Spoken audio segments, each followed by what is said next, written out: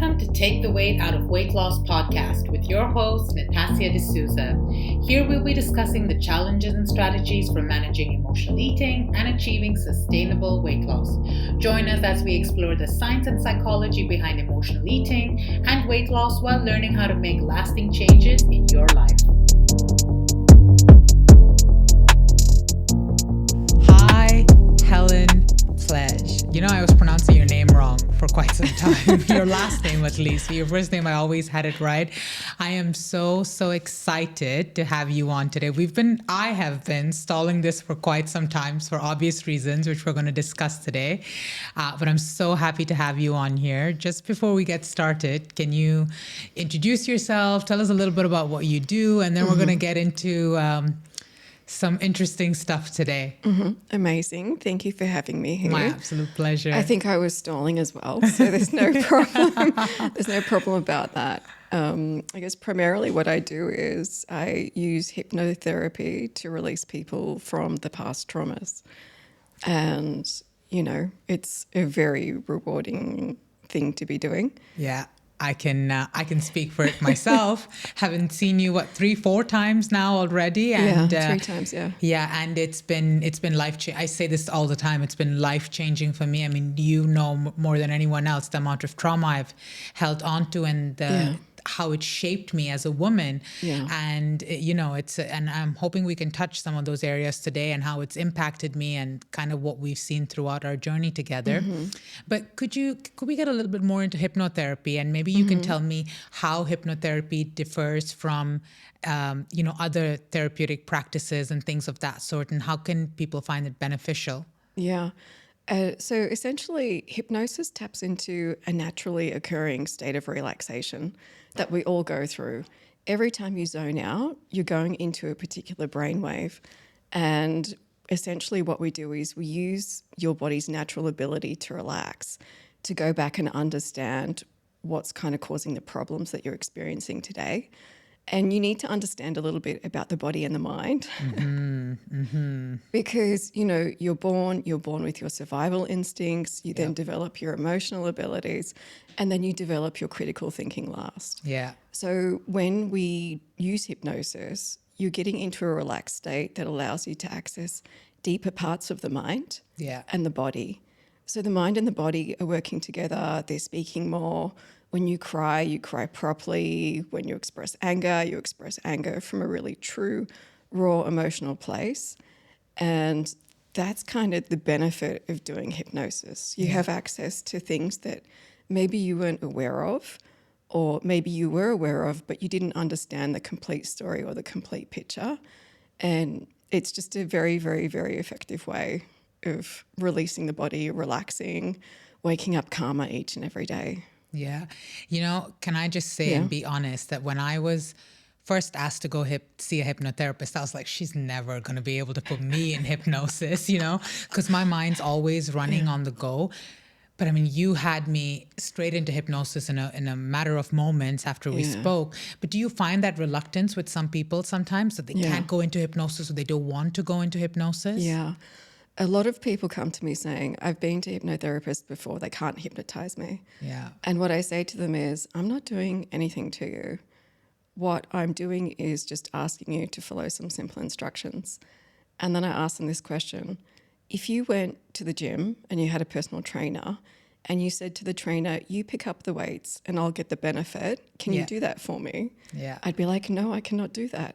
So if I ask you to relax, then you can choose to relax, but the ego sometimes kicks in and it won't let you relax. But then after a while, the ego just gives up most of the time. Yeah. And do you notice that ego higher in male clients versus female clients? Most of the time when men come to me, they don't know what they're getting themselves in for. Neither did I. So I don't blame them. And I think I even told you before I left, I said, if I knew what I was signing up for, I don't think I would have come. I could see that. And the most important thing is to come with an open mind. And when you come with an open mind, you'll allow yourself to explore all the different ways certain events have impacted you. And a lot of people come to me thinking, oh, it's about blame, or I have to take ownership, and it's not about that. It's just about, if you can imagine every experience you've had should float through your body like a cloud. Yeah. And if it doesn't, there's stagnation. There's a build-up of meanings. There's a build-up of emotions. So you have this thunderstorm inside of you. Absolutely. That's waiting to just strike lightning or drizzle or have, thunderstorms. So in terms of when you begin to understand how the brain and body work and how you store memories, and that your body is designed to keep you safe and familiar. So if being in fight or flight is familiar to you, you're going to be an adult in fight or flight where everything around you is perfect, but you can't relax and be happy. Yeah, I can't. Like I said, we've been stalling this for too long. I want to, that's amazing. And I kind of just want to now have that relate to trauma. And, I want to use me as a thorough example as to throughout the episode to kind of, and you can relate back to me, no problem at all. I'm happy to talk about anything. But can we talk about trauma, maybe sexual trauma in particular, and what, as an adult, what tends to happen to that individual? I mean, I know I was blocked in so many ways. The way I viewed the world, the way I viewed men, the way I viewed even interacting with people, my binge eating. So if you could take us a little bit through that as well. Yeah, in terms of, so when people have sexual trauma, there's multiple ways that it can impact them depending upon how old they were when they first experienced it. So for you, you were very young, you were 6, it was a highly confusing situation for you.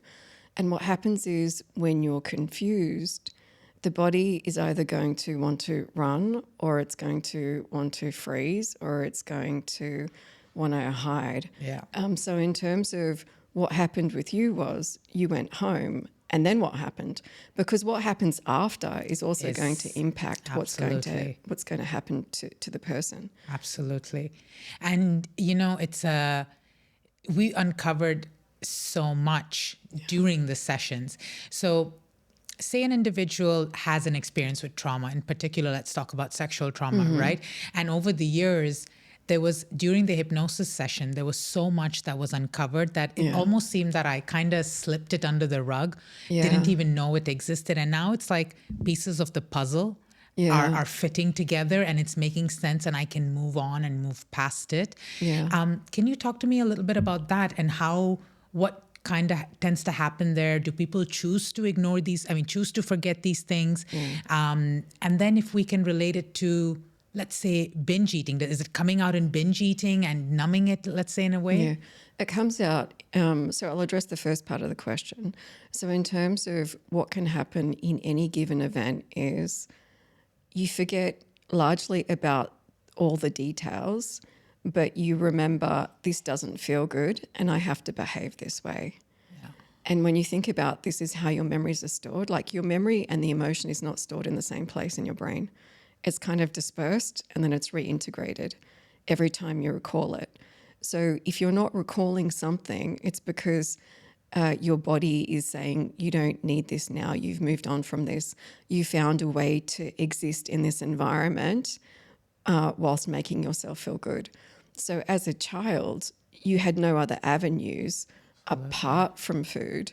Whereas if another child had have gone home and the parent may have noticed something different, or let's just say you had a different relationship with your parent and they were your best friends. Like, there are some people that they tell their parents absolutely everything and they're in touch every day. And then there are others where the extreme is like, you forget to call them 4 or 6 weeks later on. And this all comes back to what was the communication pattern as a child? Absolutely. And sometimes parents have multiple different things going on. There could be other disasters. You could be living in a mixed, larger family group. It's not just the pure nuclear family. And when you think about how you interact with your family and what coping strategies you used, then that's going to begin to grow as you continue to go through life. So the more that you knew that you felt better eating food, the more that you would do it because it was instant gratification. And then what would happen is if it happened later on, or if there was multiple events of it, it can show up in not having boundaries with men. having specific men that are more along the predatory lines of approaching women. They would always hit on you. You would expect to be treated in a particular way. You could potentially be bullied as well because you don't have a voice. You've been controlled and you've lost your power. Yeah. So when you think about all those things, it can be really complex. It depends on when it happened. Was it in the home or was it outside the home? Yeah. Typically, mostly for children, it is a known person. Like very rarely is it somebody, just unknown. Yeah. I mean, I don't know if it's a blessing in disguise that mine were unknown. And we've briefly touched on this as well. I don't know, but you're absolutely right. When I've talked to, friends now that I'm more open about it, talk to friends, talk to, past clients and things of that sort, you're absolutely right. Typically it is known. Yeah. Do you think my circumstance, let's say in particular for anyone listening that may have had sexual trauma and is binge eating from experienced sexual trauma from an unknown individual,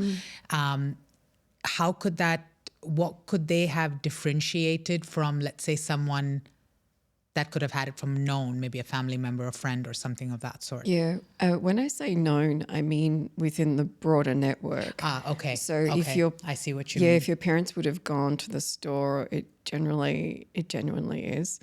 When you think about the differences of what happens in the family home, most women that come to me have problems with food. They have problems with feeling safe in their body. That's a really big one. You don't even have to be sexually molested to not feel safe in your body. You could just be yelled at, or there could be some confusing circumstances, or you could have groups of young boys just looking at you and you're not going to feel safe in your body. And then this begins to build and grow for some women, and for other women, they have no problem with it. They're able to have other events happen in life that make them feel safe in their body. But for specific individuals, when it happens so young, it then becomes a rolling ball of events that continue to compound with that same belief of everyone has power over me. I must do what everybody says. I don't have a voice. I don't know what's going on. And there are people out there that can identify that and they will take advantage of it. Absolutely. And if, I want to focus a little bit on the binge eating element, because a lot of my clients struggle with that. And as you mentioned, I've struggled with it as well. And you've seen people. Yeah. What is it that the individual is trying to do when they're having a binge eating episode, if they are a victim of trauma or sexual trauma? What is it that they're trying to erase or replace? Or so they're unable to express an emotion. And when you're in a traumatized state, if you don't have the emotional intelligence to understand what all the emotions are and what's happening to you, you're unable to break them down into more granular levels of emotion. So you'll just go, this feels bad, I must punish myself, and I want to shove it down. I don't want to talk about the guilt and the shame, and I'm just going to eat it because I can't express it. So that's what normally happens. Yeah, and I mean, I see it so often. And does that show up just for sexual trauma or for other traumas as well? For other traumas as well. It's all about expression. So at a young age, you learned that you were not able to express your emotions at the time when they needed to be expressed. And the only way that you could feel better in your body is to get something outside of you, inside of you. And that comes in the form of food. And typically it's not going to be an apple, it's going to be the things that your parents hid from you. So if food is being hidden from you in conjunction with having all these other things, and that food that's being hidden has the perfect sweet spot of fat and sugar, which is exactly like mother's breast milk. Yeah. Like, you know what I mean? Like there's a lot of stacking up emotions. And it also comes down to how you were raised. So if you were overfed, you're going to go to food first, because every time you were in a state of distress, you go, okay, I need food, as opposed to moving your body. When you're in a state of distress, you're anxious, you're feeling like you've been activated, you can't calm down, your body needs to move. Yeah. But as a child, you were stuck in your room or you were stuck at home. You weren't allowed to play, or going outside and playing was not safe. So then that means you go through a process of elimination of what can I do, what's normal for me. And when it goes back to food, that's what you're going to reach for as an adult. It's just a habit. It's a habit that's been formed over a long period of time. And in hypnosis, you can pull all of those things apart. And there's one thing about the body. The body doesn't understand how old you are. Like the brain doesn't understand how old you are. So you could be in your mid-30s and an event could happen and you react like a 5-year-old. Yeah. And you feel like a 5-year-old most of the time. And then you're ashamed of it because you're like, well, I know better than this. I've learnt some communication skills. I should be able to handle this situation. And it's a perpetual cycle that you're kind of, on a downwards slope, which then makes you want to eat more to feel better. And it just keeps continuing. Absolutely. I mean, it's crazy. Almost, it feels like a never-ending cycle, a trap. It feels like a trap that you can't get out of. Yeah. So Helen, I've seen you a little bit over a year ago, I think is when we first met. And at that point, it was one of the first times in my life that I wanted to really overcome my sexual trauma. I worked on a lot of areas of my life, and this was something that was holding me back. And I've given my audience the greater context on how I feel, and they've seen me grow and evolve and things of that sort. But from your perspective, from a hypnotherapist's perspective, what did you notice from me during hypnotherapy? And then we could talk about that a little bit further in detail as well. Yeah. So when you're in a state of relaxation, the body has physical cues. So therefore, I know when you're relaxed enough to be able to process a memory. And when you go through this process of retrieving memories, it's important for me to mirror back to you the words that you use, because the experience is about you. It's not about me diagnosing you. It's about continuing rapport throughout the entire process. Yeah. Because when there's no rapport, you then come back into your logical mind. So for a hypnotherapist, it's about how do I keep them as relaxed as possible. In one session that we had, I remember asking you to breathe. And this is for a lot of clients in a lot of different, that come to me for a lot of different problems. I'm like, breathe in, expand your down to your hips, your belly and your chest. And most people have this like pressure on their chest, and it's just like, I'm like, why are they not breathing all the way up to their chest? Oh, this is interesting. This is something that I have to come back to. And there was one session where you understood what that was and you let it go. And then you're like, oh my gosh, I can breathe now. Yeah. So absolutely. So when people have sessions, I see changes in their face, in their expression, in their openness, in their calm. And one of the questions that they asked me after the session is, how long will this last for? The euphoria. How long does the euphoria last for? And in terms of the initial euphoria will always wear off, but you then do level out and add a new way of being calm and of sleeping deeper. And I just want to point out to people that you've only come to me for business. You've not come to me for food. Yeah. And it was more about being visible, expressing yourself, being worthy of. Absolutely. I mean, you had asked me like, what are, and just so that people get some insight. I remember when our first session, I think it was the first time I sat in front of someone and just laid out all the beans on the table. I was like, my family, my business, me as an individual, what I would like in life, why do I procrastinate, why is this happening, and my sexual trauma. It's all on the table, work with it.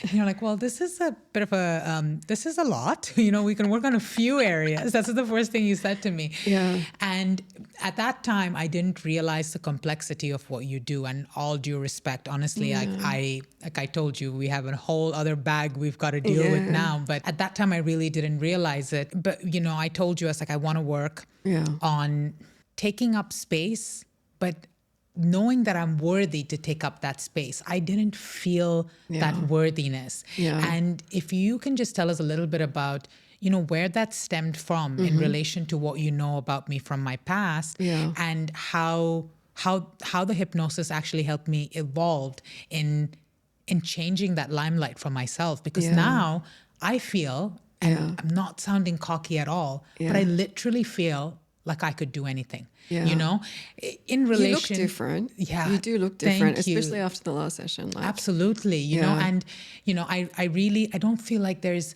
these claws holding me back. Yeah. And I tell myself, I've embraced failure, whereas Yeah. before failure was something that it was so scary. it was shame. It was shame, punishable. exactly. Yeah. You know, and that's the biggest thing for me. I don't feel anything can hold me back. And if you can just kind of take us through that, because I feel like a lot of us and a lot of my clients as well struggle with that. You know, Yeah. they don't know how to embrace failure. They don't want to embrace failure. Yeah. They've probably been called a failure for a majority of their life, and they're struggling to view themselves in this positive limelight that's stopping them from being the best that they can be. Yeah. And I would say affirmations aren't helping them either, right? No, absolutely. I want to kill the affirmations. It's exactly. just like, it the doesn't eye work for rolls trauma. that I get, and if I say meditation or affirmation, but Natasha, like, are you serious? So, you know, and it's I feel like it's much deeper. It's much deeper. And it took me that, I like to call it a healthy cry, you know, that I had with you. It took me that to get to here. And if you can just take us through that journey and where it could have stemmed from and how it evolved. Yeah. So in terms of every event that you experience has an emotion, a key primary emotion associated with it. So for you, it would have been confusion, guilt, and shame. And anything guilt, shame, it tends to contract your energy inwards. So it's almost like I ask people, do you feel like you're in your body? Are you outside your body? Are you taking up the full space in your body? And when you're happy and you laugh, are you radiating outside of your body? And the more guilt and the more shame that you have, it's like this bottomless pit that's kind of dragging you on the inside. And for some people, it's dragging them in their stomach and it's taking away their power to take action. And for other people, it's dragging them in under their heart. And it's like, well, that's typically where depression and sadness is. Yeah. And, you know, when I studied this, nobody gave me this handbook on, here's what people are going to say. But these are all the observations that I have. Yeah. Like depression is often sadness, aloneness, that's not been expressed. And it's a pull behind the heart, or it's a heaviness on the inside, or there's a pressure outside of you weighing you down. Absolutely. Whereas the guilt and the shame is really, really, really deep. It's almost, it does take away your power, because that child who was innocent had no voice. So you have no voice, you have no power, and you have no control. And nobody else is helping you. Like nobody else saw, nobody else noticed. Yeah, absolutely. Absolutely. I mean, as you're speaking, I was like, yeah, that's pretty much it. And, you know, I don't know if the two relate, but before hypnotherapy, I had a lot of gut issues as well. A lot of gut issues, you know. Is that related somehow? Because now it's like I told you, I'm like a smooth train, you know. Everything's great. Yeah, everything's related. Like there's no part of the body that isn't speaking to each other. So there's no part, and you know, it comes back to you need to understand a bit about biology. Yeah. I would encourage everybody to go and look up some neuroscientists. They're putting out a lot of content. Go educate yourself on what is actually working in your body.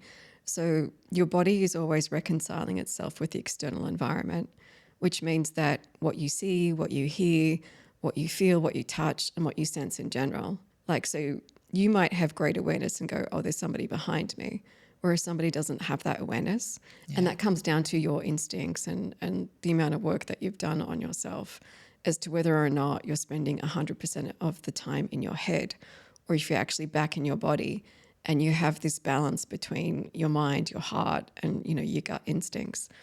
So when you have events that you're unable to process and you're unable to express, and you think about, well, what do I need to digest about this event that happened to me? It's indigestible, which means that your stomach is going to have problems. And most people will either have, the nervous system will be really in stress mode, which means that they're not able to digest and they're not able to eliminate.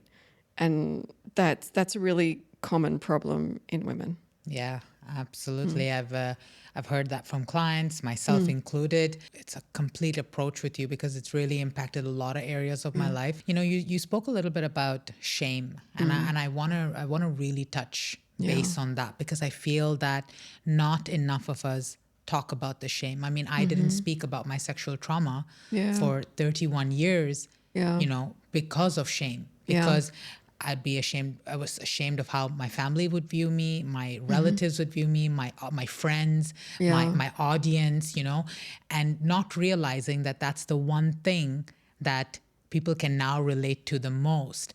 And, I want to talk about how that shame can translate in cultures, and how we can kind of express that a bit better, or does it vary? Do you seeing it vary from culture to culture, and is there some sort of stigma behind that? Every culture and every family wants to be viewed in a particular way, and this need to keep up a pretense of who we are so that other people don't talk about us is what drives a lot of this shutting down of communication, emotion, and expression. And when you have to present externally happy, oh, I'm the good girl or I'm the good child, you mustn't speak. If people want to, pinch your cheek, you have to let them, even though you're cringing on the inside. Yep. I've had a few of those uncles. Yep. I know exactly what you're talking about. Right, yeah. And what people don't understand is that this is the most affluent time that a lot of us are living in. And when you think about the conditions of what those extended family members went through, they went through more hardship and through confusion, and they're reacting from a very, I'm going to use the word broken place to do that. And what happens is when that happens, a child naturally understands that there's pleasure in certain things. So there's pleasure in food, there's pleasure in certain parts of your body. And when that happens in men at a very young age, they're unable to control their sexual energy. Yeah. So you could just be sitting there and go, oh, that person's really creepy. And it's because they're unable to just close their energy off. They just don't know how to do it. And for some men, it becomes a problem later on in life. And for women, they can become very sensitive to it because it's the way that you've been seen and viewed, and it's what you lead with in relationships. So the shame piece is, I mustn't tell anyone because we must be the perfect family. And this goes across a lot of cultures and a lot of families, you can imagine. And if everybody would just go, you know what, we all have some problems and we all just need to express them to be able to move on. Releasing those emotions of guilt, shame. I'm going to use the word hate as well. Yeah. Because hate is it's not anger. It's a very malicious energy. And when people are bullied, even if they're, even if they've experienced a lot of other things, even when they're bullied and they hold onto the hate, they're only drawing themselves in and doing damage to their body and themselves, and they're unable to move forward in life, be it have the family that they want. And it's a very destructive emotion. So in terms of, I don't think religions do much to help it either, right? Absolutely. Absolutely. I mean, they have their own share of beliefs, values, laws that you kind of have to abide by. And, I mean, if we relate it to sexual trauma, well, why did you put yourself in that situation in the first place? And, I could just see those. I haven't had to deal with that because I chose to shut that out. And, but I definitely, I couldn't agree with you more as far as religions go as well. Yeah. And the religious piece is, if every religion just spoke about peace, I mean, I know there's a lot of talk in the spiritual community about unconditional love. I'm like, let's face it, like, we're human. Like, nobody's going to be sitting in unconditional love their entire life. If you can add peace to any situation, and when you add peace to a situation, you might be able to see what is true, like authentically 100% true. And from there, that is where healing can begin. Mm-hmm. But if you're sitting in shame, if you're sitting in guilt, if you're sitting in hate, there's a part of you that's sitting in all of those emotions. And when you can move to the part of you that sits in peace and go and can objectively look at the situation and go, okay, what was my role in this? I was a child, I was innocent. And that's the number one thing that I maintain throughout my entire session. Yeah. And if you don't come to the session with that view that you're a child and you're innocent, then you're going to impact the results of your session, because I will have adults come to me and say, oh, but everyone was doing the best they can. And I just take a deep breath in because I'm like, you know what? Most people are just reacting from their level of consciousness. They have their pain of, their cave of pain. They go into it, they shut down, they're not aware of different things, and they come out occasionally and they'll interact with you. So in terms of shame and guilt are very complex emotions for people to process and address. And it's further compounded when you throw in the line, well, everyone's doing the best they could. Yeah. Because you're further placing shame on that child that wasn't able to handle that situation, even though they were innocent. And if you maintain the innocence of the child, it then allows the adult to show up and the adult to heal. And you don't have to have a conversation with anybody about it. It can just be between you and the person it is that you're speaking to help you address the trauma. Yeah, absolutely. Ellen, I want to speak to the man or the woman that's listening to this podcast and is experiencing shame, right? Yeah. May have been through some sort of trauma, maybe physical, maybe emotional, maybe sexual, but lives in an environment or a family or, cultural upbringing where they don't have the opportunity that I was blessed with that said, you know what, everything aside, I will show up. I will show up for myself and I will ensure to portray this in every manner that I can. They don't have that opportunity, but they still want to work through that trauma.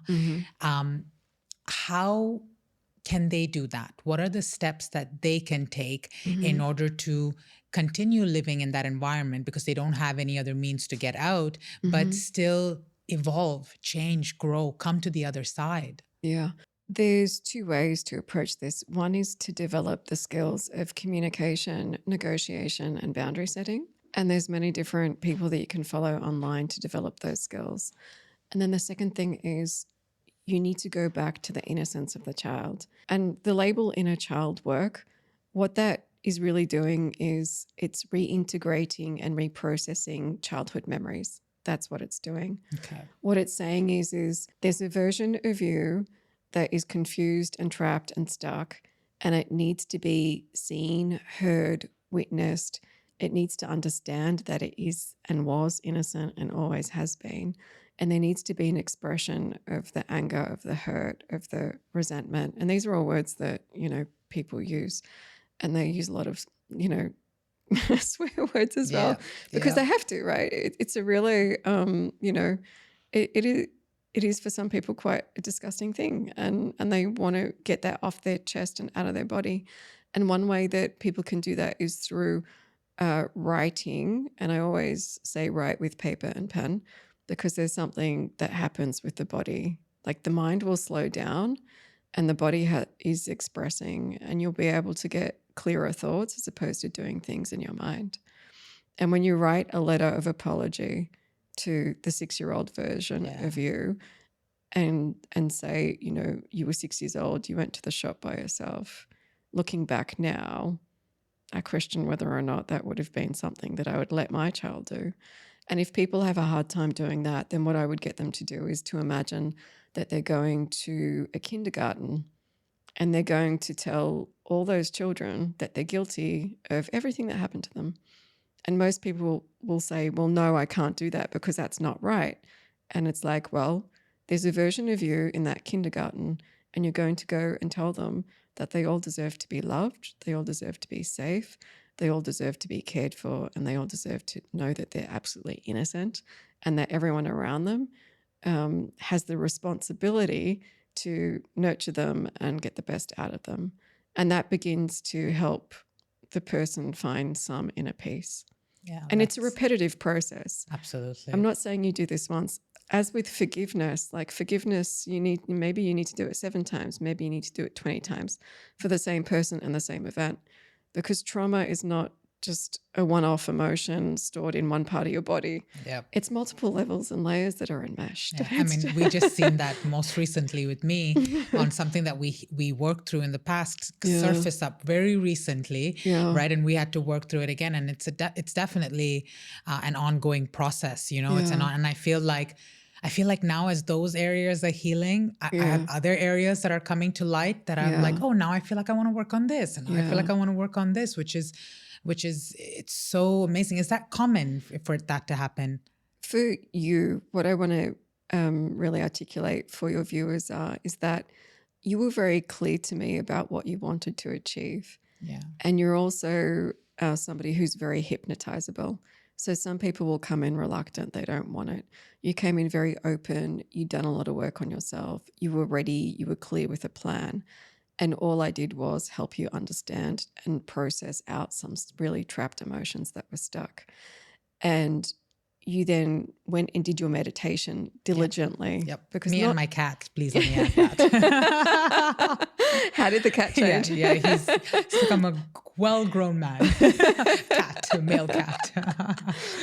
And when you think about the dedication and the effort that you've put into it, you are now doing new things that you didn't do before. So what was familiar to you, which was not speaking up and which was keeping yourself small and not taking up space, you've made that unfamiliar and you've made familiar speaking up, sharing your story, showing up. You're even fully present in your body. Absolutely. Whereas before it was the energy was kind of drawn in, it was drawn in the eyes, it was drawn in the body, whereas now you're fully in your body and you're expanding it out. Yeah. And when you get yourself into new situations, you're always going to understand how comfortable you are with them. So if you're in a new situation, you might have the initial jitters of like me running late, and then you relax into just a natural pace of, okay, this is the outcome of what it is that I'm doing. And when you're relaxed in that state, then you will know that you've actually overcome that part, which then means has something new opened up to you. And if a new area has opened up to you, then you will begin to understand what else from the past might have impacted that. Yeah. Because it wasn't something that you gave yourself the permission to do before. Yeah. And that's exactly how I feel. So you'll be seeing plenty more of me. I hope you're excited. But Helen, that was amazing. That was so insightful. And I hope that anyone that's listening to it, whether it be binge eating, trauma, emotional trauma, I mean, I hope they can resonate, pick up points that they can relate to. And if you could give us any tips or advice for anyone listening today before we round up, for if someone, struggling with trauma or suffering in silence or binge eating, and, if you could leave them with a tip that they can resonate with or a sense of hope. Okay. The greatest thing that you can do for yourself is to take action, like physical action, and continue to ask yourself, how can I move forward? How can I take one step forward? It's the inaction that keeps people stuck. And how can I take one step forward? How can I learn a new skill? How can I reach towards something that I'm moving forward to, as opposed to being stuck and complaining? So the complaining, the being stuck in the head, at the end of the day, your ego, if you leave it unchecked, it's just like a barking dog, and it could be a very vicious one. And you need to understand that that is within your control, and you just need to continue to say, how can I move forward now? And what I wanted to ask you is what would that younger version of Natasha had to have heard or done differently to have addressed this sooner, or to have addressed it in any way, shape, or form? Speaking about it would have helped. It would have helped. I don't think that me being raised in a hostile, an environment where I had to walk on eggshells helped. So I think that's a hard one. It's hard because I didn't know where my safe was. Sure. Now I have plenty of safe outlets, but I do think if I had spoken about it to someone sooner, my healing journey would have started a long time ago. Okay. A lot of things that I'm realizing about myself now, I would have probably realized it earlier. As you can see, it's still something I struggle with. And why I'm struggling is, and it's something we can work on in the future, is there's also a lot of anger. Now that we've resolved the trauma, there's a lot of anger. There's anger in, why wasn't I asked further, When you see a child in with that weight and nobody is doing anything actively to address it, you kind of go, okay, where did the family just accept this? Like, how is this not further investigated or questioned? Absolutely. And, like the anger stems from even coming out. When I had first come out and I told people that I am a victim of sexual trauma, I have been sexually traumatized 3 times in my life, my family's first response is, don't worry, we won't ever tell your dad. Even more shame to add to the shame that I've lived for years. So it's like, what would have changed? If I had spoken out earlier, what would have changed? So that anger part of it is something I'm still working through. But I think that would have helped me if I would have had someone to talk to and give me the assurance that I needed and actually show me the path. Working with you, Helen, has shown me that you don't have to be in fight or flight. No. And that was my way of life. My way of life was either it's going really well or it's not going really well, and you constantly have to be worried. I don't have to be worried anymore. I'm okay. I'm safe. Things are going well. And that's how I've grown up. I've grown up in fight or flight. I've grown up in always having to chase, having to, and I wonder as a child how different my life would have been if I didn't have to chase and constantly be on the go. I would have enjoyed my childhood. But I will say this. As an adult, as I was growing up, especially in my 20s, a lot of my childhood memory was lost. I couldn't remember a lot of it. As we've done our healing journey, I now have flashbacks about good memories from my childhood. Playing with my sister. And that's because the body knows that it's safe now and it can remember that. So the body tethers, the mind and the body tether towards keeping you safe, and keeping you safe would have been remember all these bad things that happened that you couldn't get away from so that we can avoid them from happening again. And isn't it beautiful now that you can actually remember the good things? Absolutely. And recall them? I think they're always there. It's about our ability to recall them. Absolutely. And you can recall things when you're relaxed. Your body functions better when it's relaxed. You sleep better when it's relaxed. Absolutely. I definitely, because it's good memories, it's not all just, I can remember things about going to the park with my dad, and these were all things I'd forgotten in my 20s. I'd never remembered them, but now I can appreciate it. I love those moments. So and when you're in a constant internal state of fight or flight, you're angry, you have repressed words and emotions that need to be expressed, because amongst that guilt and shame, there's also sadness, aloneness. There's a lack of connection, a lack of being seen. And when they're all lumped into one big ball, how can you remember anything that's happy? When that's stored in your body and it's dragging you back, or, people will tell me, I feel like I'm being held back or held down, or there's an attachment. And this is the great thing about hypnosis. Like, if there's one thing that you do, just find a hypnotherapist that you resonate with. And I would even add that's been through similar patterns of dynamics of trauma that you've been through, because the results that you can get when you have that dynamic are actually really incredible compared to, the 2, 3, 5 years of therapy that a lot of people come to me saying, is this as good as it's going to get? I'm like, no, we can get some stuff that's stuck inside you outside. Yeah, absolutely. That's amazing. Thank you. Thank you so much, Helen. If you can tell us where we can find you, your socials, your website, if someone wants to reach out to you for a hypnotherapy session, where can they find you? Yeah, so I am Your Liberated Mind on Instagram. You do a great job of tagging me on there. And the reason why it's called Your Liberated Mind and it's not my name is because it is about you. I think one of the things is a lot of people see personal brands, and it means that you disassociate from yourself and you connect to the person, which in itself is a whole other topic that I could talk about. But it's about you. It's about you freeing your mind and freeing your body. So Your Liberated Mind. Perfect. Thank you. Thank you, Helen. And it was lovely having you here today. Thank you.